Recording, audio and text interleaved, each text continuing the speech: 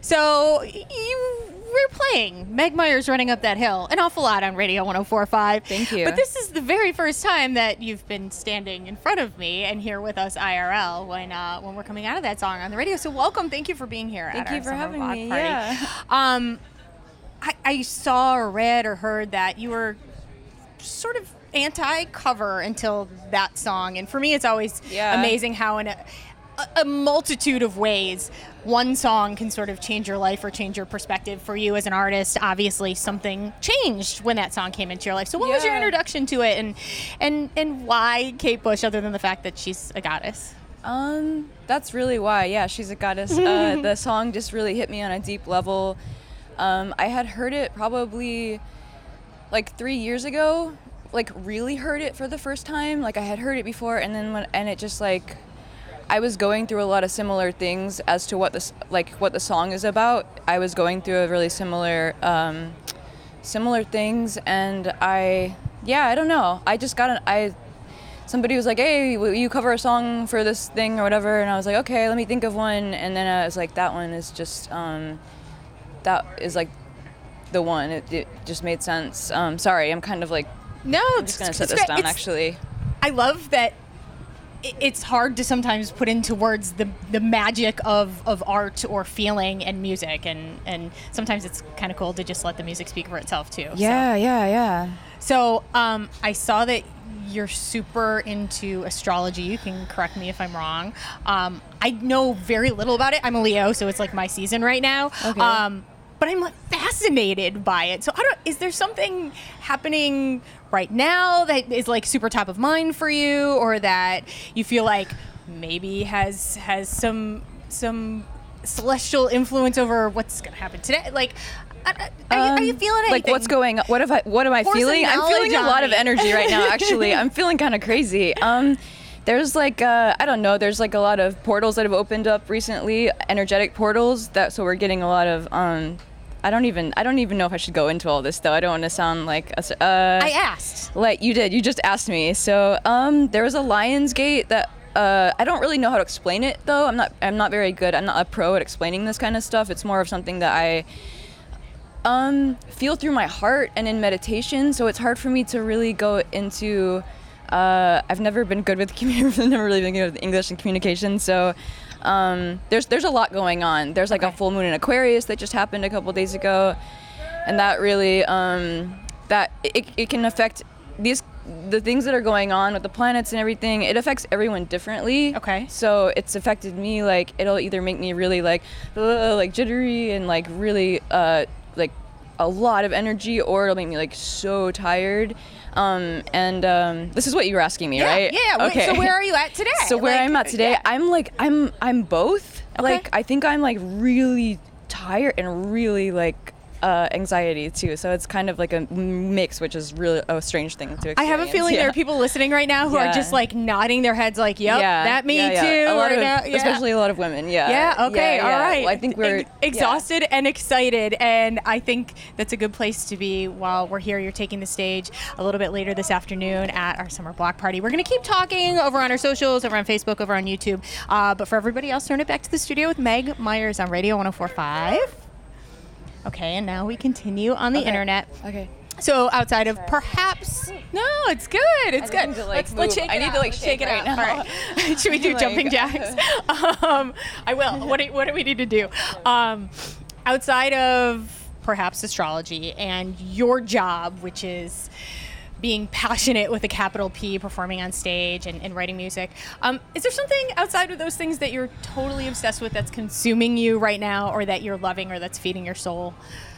I'd like to know, outside of what we're going to see on stage today, you know, Meg, the human. Nature is everything for me. Like it's when I wake up, I want to go be in nature, and I want to be in it all day. Like that is what I'm really passionate about. Animals. Nature and animals are really up there for me.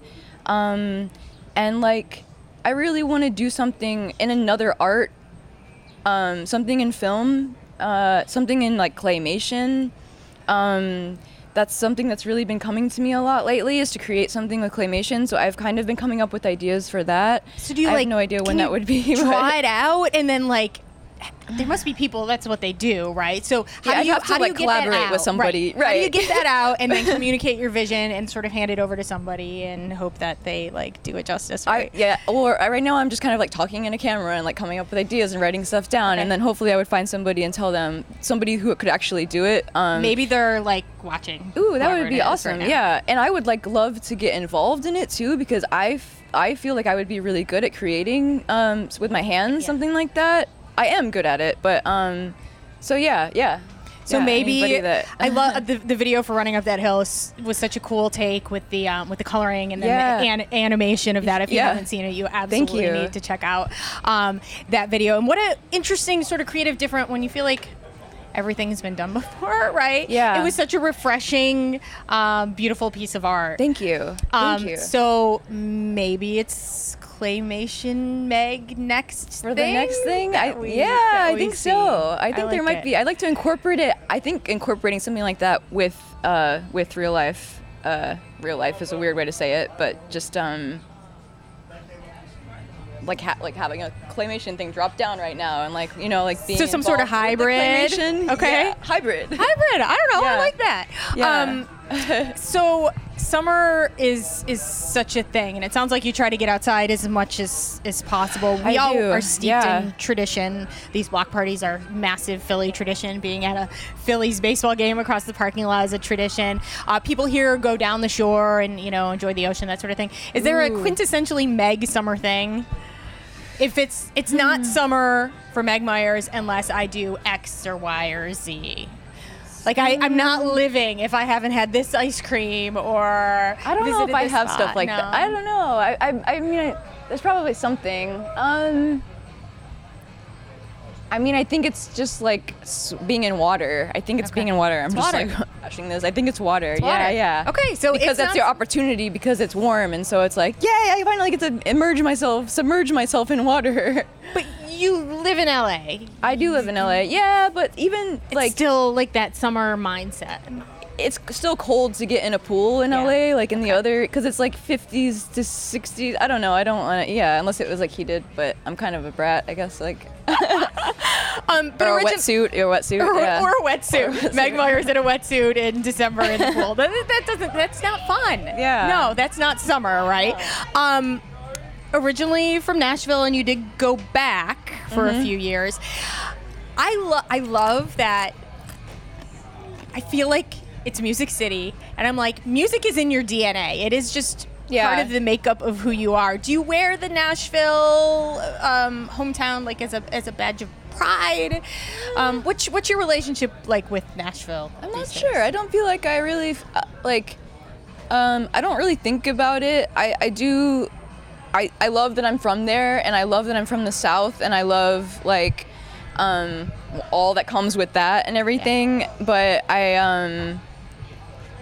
I kind of forget it. I mean, because I've been away for so long too, and then I went back for like a couple years. But now I'm back in LA. Like I like it's hard for me to stay in the middle. I have to be near the ocean. Okay. But I love that I'm from there, and it's actually a really awesome city, and it's become something else in the last couple of years. Yeah.